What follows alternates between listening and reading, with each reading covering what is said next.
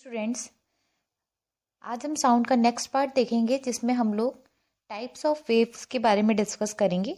इससे पहले वाली क्लास में हम लोगों ने वेव की डेफिनेशन देख ली थी कि वेव की डेफिनेशन क्या होती है, उसकी कैरेक्टरिस्टिक क्या होती है और साउंड के बारे में हम लोगों ने पढ़ लिया था। तो देखिए, जो वेव्स होती हैं वो दो टाइप की होती हैं।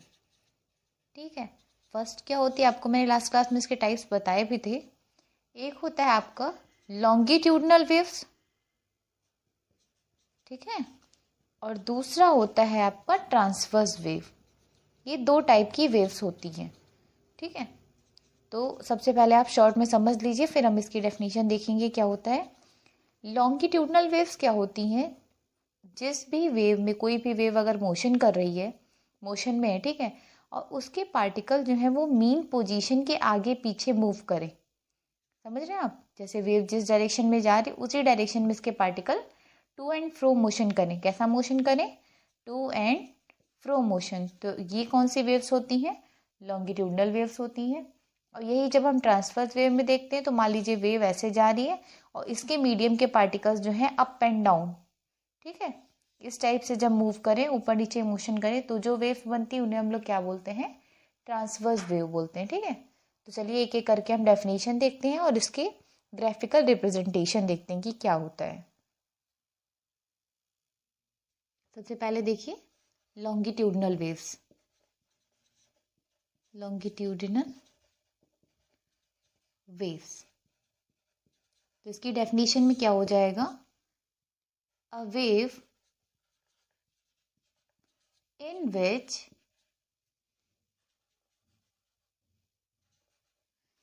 particles of the medium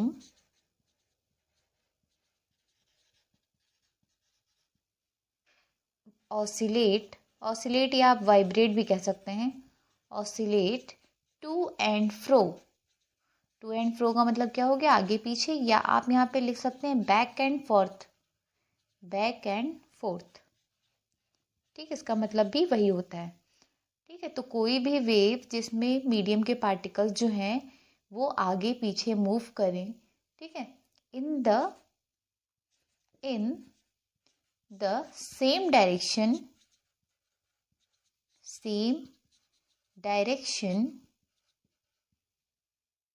in which wave is moving।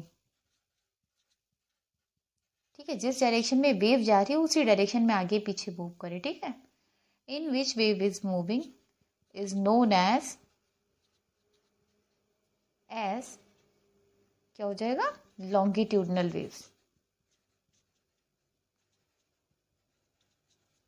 ये हो गई लॉन्गिट्यूडनल वेव्स की डेफिनेशन। अब मैं आपको एग्जांपल से बताऊंगी कि किस तरीके से जो है आगे पीछे किसी भी पार्टिकल का मोशन होता है। देखिए, मान लेते हैं किसी रिजिड सपोर्ट से हमने किसी स्प्रिंग को टांग दिया। ठीक है, स्प्रिंग को हमने इस तरीके से लगा दिया।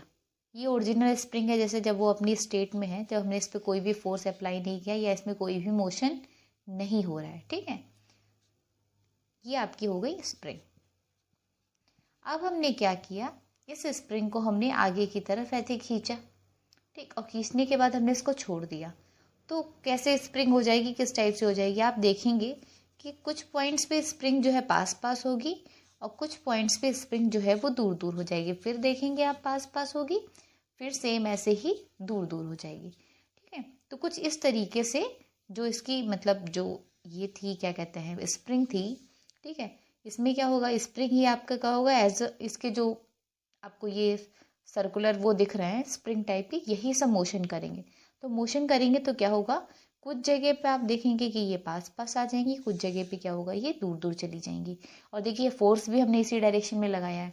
ठीक है, और इसका मूवमेंट भी इसी, आप जब छोड़ देते हैं स्प्रिंग को खींच के, आप देखेंगे इस तरीके से आगे पीछे मूव करना स्टार्ट कर देता है। तो जहाँ पर ये स्प्रिंग जो है पास पास होगी, उस जगह के एरिया क्या कहलाता है? कंप्रेशन। ठीक है, जहाँ पर क्या होगा, पास पास होगा, वहाँ पे क्या कहेंगे? कंप्रेशन। और जिस जगह स्प्रिंग दूर दूर होगी वहाँ पे क्या कहलाएगा? रेयरफेक्शन। ठीक है, ध्यान रखिएगा, जहाँ भी पास पास पार्टिकल्स आएंगे वो कंप्रेशन वाला एरिया हो जाएगा, और जहाँ दूर दूर होगा वहाँ पे क्या हो जाएगा, रेयरफेक्शन हो जाएगा। ठीक है, यही क्या है, formation of longitudinal waves. Longitudinal waves इसी टाइप से बनती हैं। ठीक है, तो अब चलिए मैं आपको इसकी डेफिनेशन बता देती हूँ कि कंप्रेशन और रेयरफेक्शन अगर आ जाए तो आप किस तरीके से इसको डिफाइन करेंगे। तो कंप्रेशन अगर डिफाइन करने को आता है तो आप इस तरीके से लिख सकते हैं। कंप्रेशन हेडिंग पहले डाल दीजिएगा, फिर क्या लिखेंगे, in spring at some places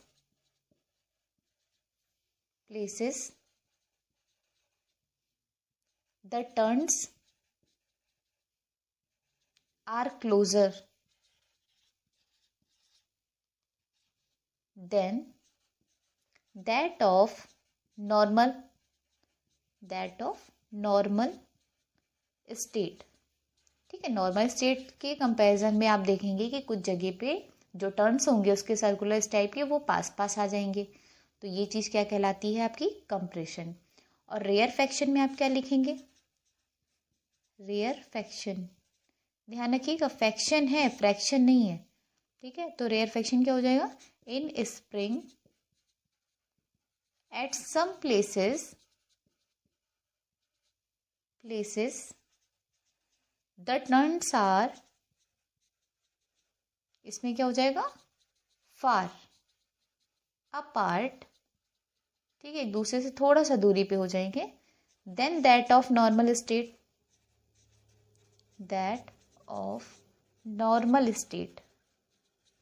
is known as rarefaction. ठीक है, दोनों डेफिनेशन एक साथ लिखती है जिसमें आप थोड़ा सा कंपेयर करके इसको लर्न कर सकें कि क्या डेफिनेशन में डिफरेंस है। तो जब दूर दूर होते हैं तो रेयरफेक्शन, और जब पास पास होते हैं तो कंप्रेशन। ठीक है, और एक चीज़ आप लिख लीजिए जो आपको डिफरेंस वगैरह में आपका यूज़ आएगा, या आपके एमसीक्यूज क्वेश्चन में पूछा जा सकता है कि जब कंप्रेशन बनता है, कंप्रेशन में क्या होता है, डेंसिटी जो होगी पार्टिकल्स की, density of particles is high. जब पार्टिकल्स एक दूसरे के पास में आएंगे तो डेंसिटी क्या हो जाएगी, उसकी हाई हो जाएगी। और ऐसे रेयरफेक्शन में क्या हो जाएगा, रेयरफेक्शन में आपका हो जाएगा density of particles is low. क्यों, क्योंकि उस टाइम ये एक दूसरे से दूर दूर होंगे। तो ये चीज़ आप ध्यान रखिएगा कि कब डेंसिटी कम और कब डेंसिटी ज़्यादा हो रही। ठीक है, और ग्राफिकल रिप्रेजेंटेशन हम दोनों की एक साथ बताएंगे, लॉन्गिट्यूडनल वेव्स की और ट्रांसवर्स वेव की। इनका कैसे ग्राफ बनाया जाता है वो मैं एक साथ आपको बताऊंगी। ठीक है, और एक चीज़ ये ध्यान देने वाली है कि जो साउंड वेव्स होती हैं ये लॉन्गिट्यूडनल वेव्स में ही आती हैं। अब पूछा जाए आपसे कि साउंड वेव्स कौन सी वेव्स हैं, तो आप क्या बताओगे, sound waves is known as longitudinal waves. अब आपसे पूछा जाएगा कि क्यों ऐसा होता है, लॉन्गिट्यूडनल वेव्स, तो आप क्या करेंगे, लॉन्गिट्यूडनल वेव्स की डेफिनेशन बता देंगे। और डेफिनेशन में यही बताएंगे कि जो साउंड वेव्स में भी जो पार्टिकल्स होते हैं वो टू एंड फ्रो मोशन करते हैं, जिस डायरेक्शन में वेव, जैसे साउंड वेव इधर चल रही है तो इसके पार्टिकल्स भी इसके आगे पीछे, मीन पोजीशन के आगे पीछे मूव करते हैं इस टाइप से। ठीक है, इसलिए इनको हम लोग क्या बोलते हैं, लॉन्गिट्यूडनल वेव्स बोलते हैं। ये भी ध्यान रखिएगा, क्वेश्चन अच्छा है जो कि बनता है अक्सर कि साउंड वेव्स को कौन सी मैकेनिकल वेव्स में आता है, तो आप कहोगे लॉन्गिट्यूडनल वेव्स में आता है। ठीक है, चलिए नेक्स्ट देखते हैं, ट्रांसवर्स वेव क्या होती है। ट्रांसवर्स वेव, तो इसमें आप क्या बताएंगे, इसमें डेफिनेशन में आप ये बोलेंगे कि वो वेव जिसमें पार्टिकल्स जो हैं वो जिस डायरेक्शन में वेव का मोशन होता है उसके परपेंडिकुलर डायरेक्शन में मोशन करते हैं, तो ऐसी वेव्स को हम लोग क्या बोलते हैं, ट्रांसवर्स वेव बोलते हैं। ठीक है, तो डेफिनेशन लिखते हैं, a wave in which particles of the medium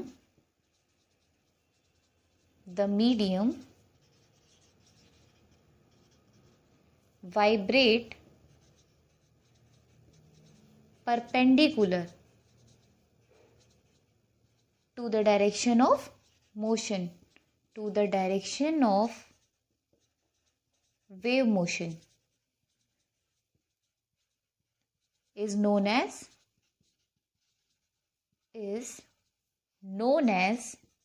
transverse wave. ठीक है, तो आप डेफिनेशन ध्यान दीजिएगा, ट्रांसवर्स वेव। ठीक है, जैसे मैंने अभी आपको बताया था कि लॉन्गिट्यूडनल वेव्स में क्या बनता है, कंप्रेशन और रेयर फ्रैक्शन बनता है, वैसे ही ट्रांसवर्स वेव में क्या बनता है, क्रेस्ट एंड ट्रफ। क्या बनता है, क्रेस्ट एंड ट्रफ। तो डेफिनेशन लिख लीजिए, फिर बताते हैं हम आपको।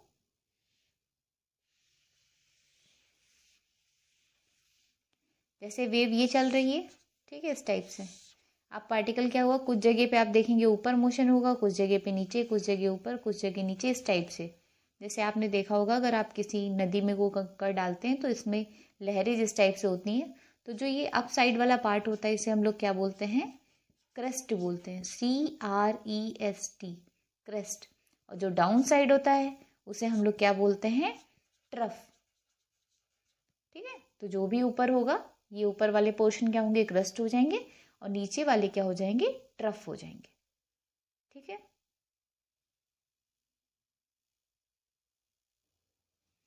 अब देखिए ग्राफिकल रिप्रेजेंटेशन देख लेते हैं दोनों की। ग्राफिकल रिप्रेजेंटेशन, कैसे ग्राफ में आप इसको दिखाएंगे वेव्स को। ठीक है, तो सबसे पहले हम बात करेंगे लॉन्गिट्यूडनल वेव्स की।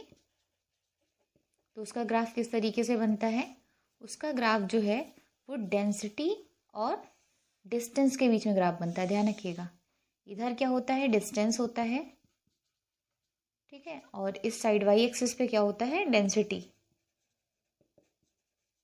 ठीक, ये है ओरिजिन। तो वेव्स ऐसे ही बनेंगी इस टाइप से। ठीक है, लेकिन जहाँ पे देखिए आपको पता है कि इधर वाई एक्सिस है और इधर सारी वैल्यूज़ पॉजिटिव होती हैं, और इधर वाई में क्या होता है, सारी वैल्यूज़ निगेटिव में होती हैं। तो जहाँ पे डेंसिटी ज़्यादा होती है, मैंने वहाँ पे आपको क्या बताया था, क्या बनता है, कंप्रेशन बनता है। ठीक है, तो कंप्रेशन ये भी हुआ, ये भी हुआ। और जहाँ पे डेंसिटी देखिए नीचे जाएंगे तो ये माइनस में हो जाएगा। तो ये जहाँ पे डेंसिटी कम होती है वहाँ पे क्या बनता है, रेयर फ्रैक्शन बनता है। तो ये हो गई इसकी ग्राफिकल रिप्रेजेंटेशन हो गई। ठीक है, यहाँ पे आप लिख लीजिए इसको डिस्टेंस। ठीक है, अब सुनिए, ये तो हो गया किसमें, लॉन्गिट्यूडनल वेव्स के बारे में हो गया, जो कि ग्राफ किसके किसके बीच में बना है, डेंसिटी और डिस्टेंस के बीच में ग्राफ बना हुआ है। अब ट्रांसफर वेव का देख लेते हैं, ग्राफ किस तरीके से बनेगा। ट्रांसवर्स वेव, तो ट्रांसफर वेव में भी ग्राफ ऐसे ही बनना है आपका, जैसे मैंने अभी आपको बताया। अब साइड वाले क्या हो जाएंगे, क्रेस्ट हो जाएंगे। ठीक है, और डाउन साइड वाले क्या हो जाएंगे, ये वाला एरिया क्या कहलाएगा, ट्रफ कहलाएगा। ठीक, लेकिन अब क्या होगा, इस साइड होता है डिस्प्लेसमेंट। ठीक है, वाई एक्सिस पे क्या होता है, डिस्प्लेसमेंट, और यहाँ पे सेम होगा डिस्टेंस। तो ये ग्राफ डिस्प्लेसमेंट और डिस्टेंस के बीच में प्लॉट किया जाता है। तो जो अप साइड वाले हैं, ठीक है, वो सब क्रेस्ट हैं, जो नीचे ऐसे मिलेगा वो आपके क्या कहलाएंगे, ट्रफ। ये ओरिजिन है, ये डिस्प्लेसमेंट एक्सिस और ये डिस्टेंस एक्सिस। ठीक है, तो इस तरीके से आपका जो डेफिनेशन है या जो इनसे रिलेटेड चीज़ें थी ट्रांसफर वेव और लॉन्गिट्यूडनल वेव्स की, वो यहीं पे फिनिश होती हैं। नेक्स्ट क्लास में हम लोग इसकी डिफरेंस के बारे में पढ़ेंगे कि लॉन्गिट्यूडनल वेव्स और ट्रांसफर वेव में क्या क्या डिफरेंस होता है।